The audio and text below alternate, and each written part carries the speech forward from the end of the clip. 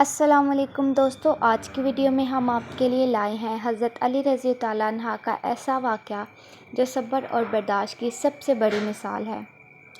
ایک دن حضرت علی نماز پڑھ کر مسجد سے باہر نکلے۔ اتنے میں ایک شخص آیا جو سخت غصے میں تھا۔ اس نے حضرت علی کو برا بھلا کہنا شروع کر دیا۔ لوگ حیران رہ گئے اور چاہا کہ اس شخص کو روکیں، مگر حضرت علی رضی اللہ عنہ نے فرمایا، اسے چھوڑ دو، جو یہ کہہ رہا ہے اگر وہ میرے اندر ہے تو یہ میری اصلاح ہے، اور اگر نہیں تو یہ میرے لیے فائدہ ہے۔ دوستو، سوچے کوئی آپ کو گالی دے اور آپ مسکرا کر برداشت کریں، یہ کمال صرف حضرت علی کا ہی ہو سکتا ہے۔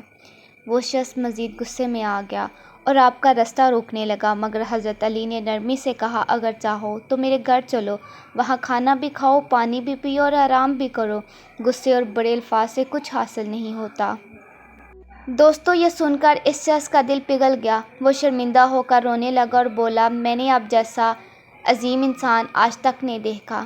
پھر وہیں اس نے اسلام قبول کر لیا۔ یہ واقعہ ہمیں سکھاتا ہے کہ صبر اور برداشت سب سے بڑی طاقت ہے۔ غصے کا جواب غصے سے نہیں بلکہ اخلاق اور مسکراہٹ سے دینا چاہیے۔ یہی رویہ دشمن کو بھی دوست بنا دیتا ہے۔